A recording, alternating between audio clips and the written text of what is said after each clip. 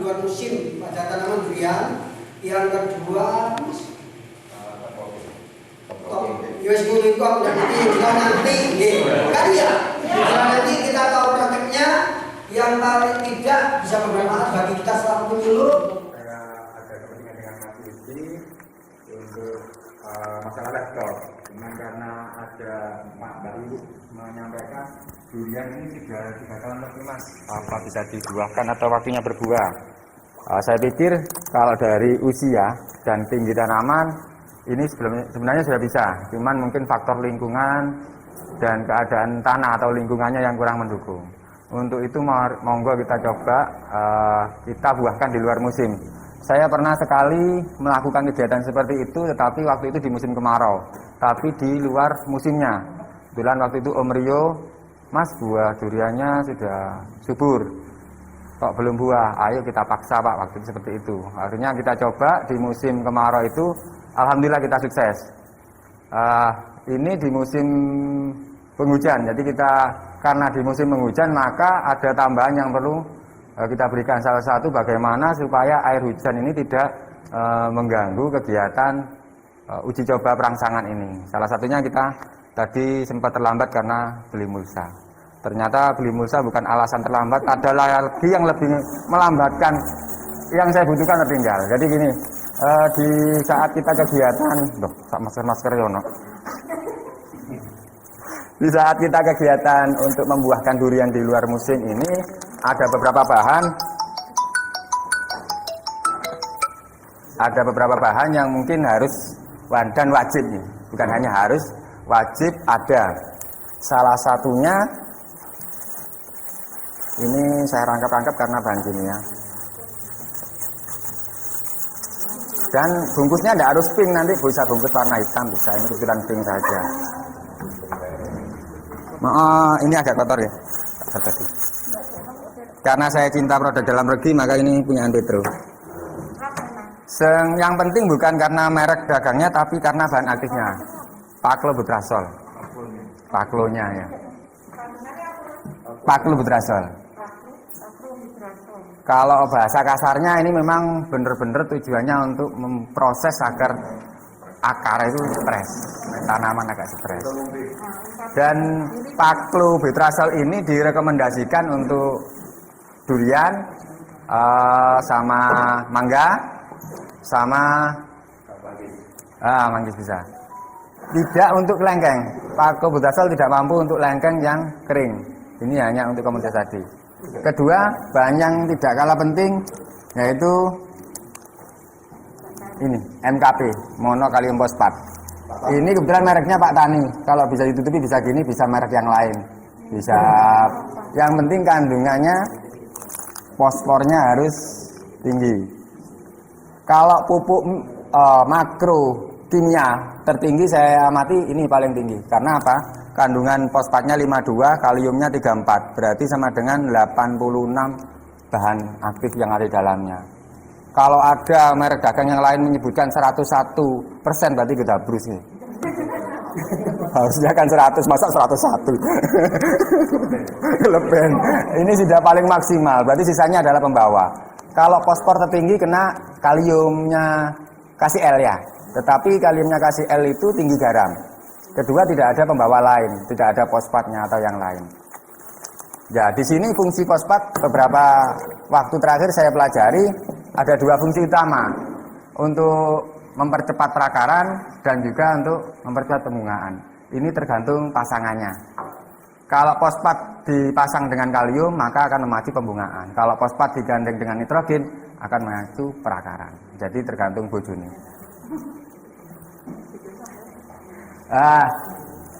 Ini untuk tanaman dewasa atau kurang lebih usia 5 tahun, rekomendasi biasanya itu 750 gram per tanaman per pohon per musim. Tetapi karena ini penghujan, nanti kita coba pakai 1 kilo.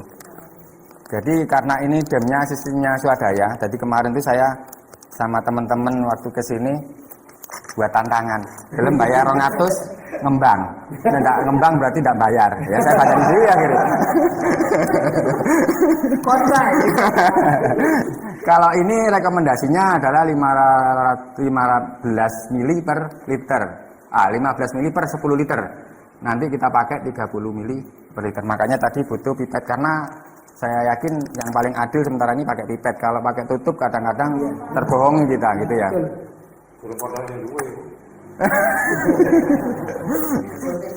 Peralatan yang berikutnya yang tetap harus kita siapkan gergaji dan gunting. Manakala ada ranting yang besar, maka kita gergaji. Kalau cukup ini ya ini aja nanti. Minimal saya sudah menyiapkan, dipakai tidak dipakai terserah nanti. Kegiatan kedua nanti kita akan coba top walking, tapi tidak dengan pangkas. Kita pakai sisip seperti yang dilakukan oleh Pak Halim, karena informasinya duriannya nggak begitu enak. Sementara kita nanti kan di proses pembuahan durian ini kita pangkasi kan, ranting yang tidak bagus atau ranting yang mengganggu pembuahan kita potong. Otomatis daripada dibuang bisa kita manfaatkan untuk kegiatan itu. Jadi ada dua peluang manfaat yang nanti disampaikan. Dan sekedar informasi di luar ini, jadi kalau saya beberapa waktu terakhir belajar tentang pembibitan, di pembibitan tanaman hortikultura khususnya buah-buahan itu, kalau saya sering lihat mungkin beda dengan pendapat saya, tapi kenyataannya yang dipakai gitu, seperti ini.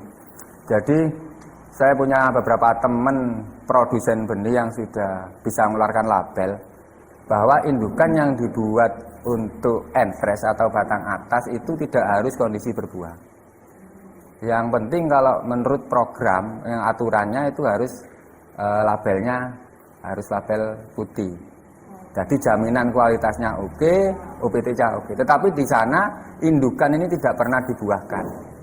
Hanya untuk khusus entres. Seperti saya amati di Bali Justru ada kebun induk yang diberi screenhouse itu tidak pernah berbuah, hanya diambil entresnya. Jadi kalau ada petani kadang iki induke wis semua, ini yang kita harus bisa menjelaskan. Kalau yang tidak berlabel justru itu minimal bisa biasanya kayak seperti saya, nek wis buah baru diambil entresnya. Tapi kalau pembenihan yang benar justru tidak seperti itu. Hanya butuh entres untuk kegiatan perbanyakannya. Itu tambahan di sisi lain. Jadi teknisnya nanti aplikasinya kita pertama ranting kita kurangi dulu. Setelah itu kita pupuk dengan keduanya ini. Habis itu tutup dengan mulsa. Tujuannya supaya air hujan ini tidak menjadikan semakin encer.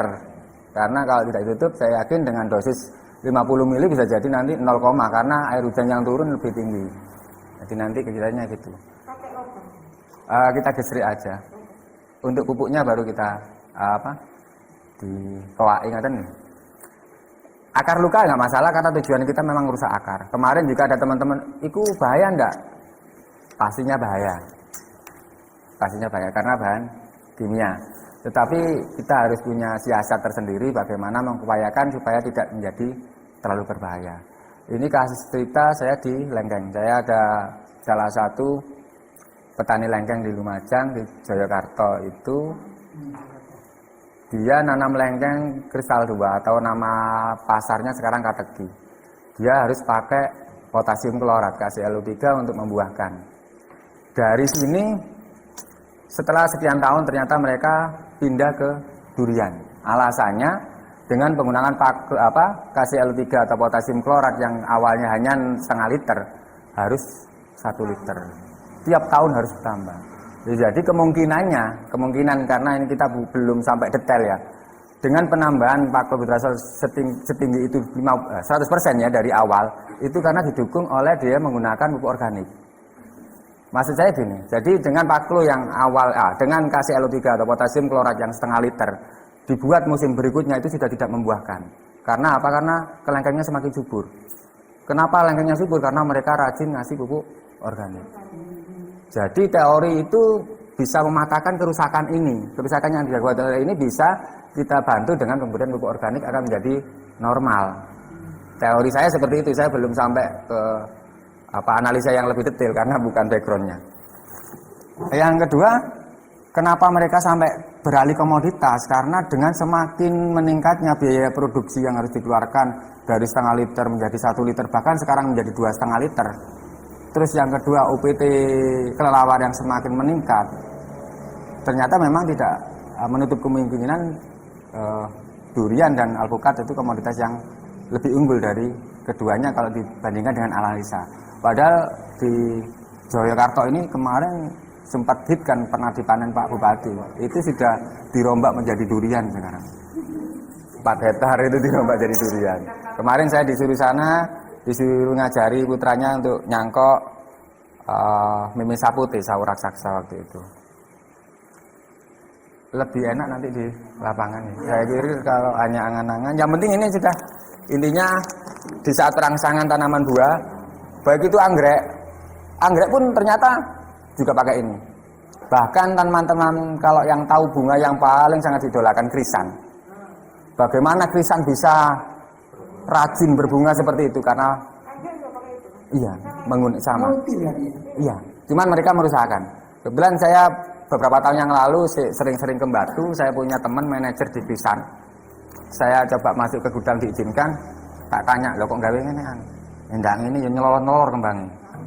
Jadi fungsi dia ini mematikan giberellin. Giberellin itu fungsinya nyelolor ya, membunuh. Makanya kenapa krisan pendek-pendek setelah kita tanam di tanah menjadi liar, karena sudah daya racunnya ini, daya kimia ini sudah hilang. Tapi tanaman hias yang lain dengan dosis yang lebih rendah. Kalau ini tanaman tahunan maka dosisnya harus lebih tinggi. Jadi apapun yang ada itu sebenarnya, ini bahkan saya coba atik-atik tadi di kantor sebelum berangkat juga direkomendasikan untuk padi. Mungkin di saat penghujan takut roboh bisa. Jadi kita harus yang banyak wawasan di situ. Kadang kita, ini bahaya, khusus kelengkeng, ternyata juga komunitas lain. Ini di luar itu kemarin saya sempat main-main dengan teman. Backgroundnya bukan petani tapi punya lahan luas. Dia hanya karena pingin rumahnya tidak makan rayap, dia nyari di internet. Ada salah satu produk yang bahan aktifnya kloros apa ya? Yang jelas itu untuk padi.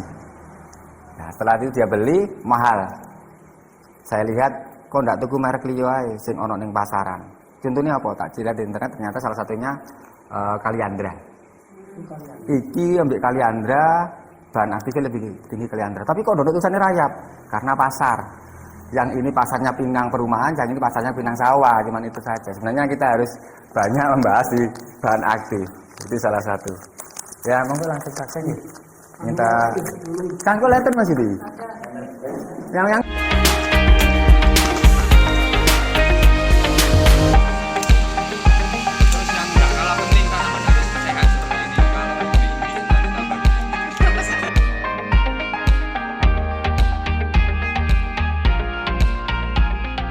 kegiatan kali ini itu judulnya bagaimana durian bisa berbunga. Jadi fokus kita hanya membungakan durian. Setelah ini nanti berhasil dibungakan berarti ada teknik yang lain. Bagaimana mempertahankan bunga durian menjadi buah. Atau kalau perlu menjadikan kualitas buah menjadi maksimal. Karena pengalamannya sudah daerah Kujalit khususnya banyak durian nelonge. Kan banyak durian yang tidak sampai masak. Itu salah satu indikatornya kurang unsur hara mikro. Magnesium, boron, kalsium. Jadi bagaimana nanti supaya bunganya bertahan jadi pentil, pentilnya bertahan jadi buah, buahnya rasanya maksimal. Teman-teman sendiri di Durian Traveler itu masih mencari. Dalam artian satu Indonesia ini musangking yang paling adaptasi di mana? Karena setiap lingkungan pasti rasanya berbeda. Ya, pinginnya setidaknya tidak jauh-jauh dari negara asalnya Malaysia. Seperti itu. Di setelah tanah kita caca seperti ini, kegiatan berikutnya yaitu mencampur paklonya. Air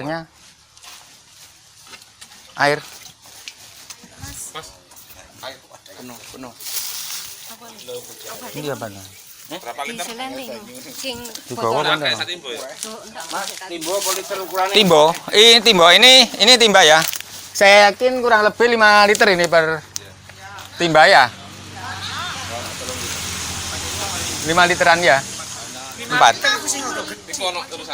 Ini 11. Separuh berarti. Ini 11 ya mas? Ini 11. Enggak 11 ini. Kalau 11 berarti ini aja yang dipakai ya. Karena 10 liternya kita pakai 15 mili. Ada boleh. Nih. Iki ya. Ini Iya 11. Berarti sini ya.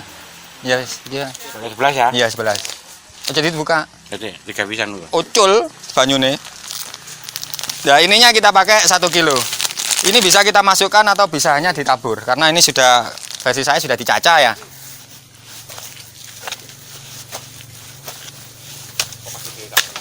Oh, kuat ini. Kuat isi.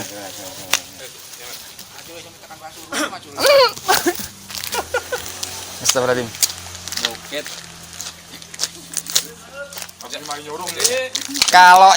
Kalau kita punya waktu panjang, mungkin ini sebaiknya 2 minggu sebelum rangsangan karena nutrisi sudah siap di dalam. Tapi karena waktunya pendek dan waktu pendek ini juga kemarin sukses di Sukodono ya, itu ya Sukodono. Maksudnya dalam waktu yang sama kita aplikasikan bareng-bareng juga bisa. Tapi secara teori harusnya disiapkan dulu di pohon.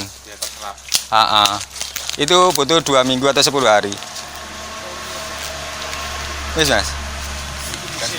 Ini pupuk bukan pestisida, jadi saya berani pakai tangan.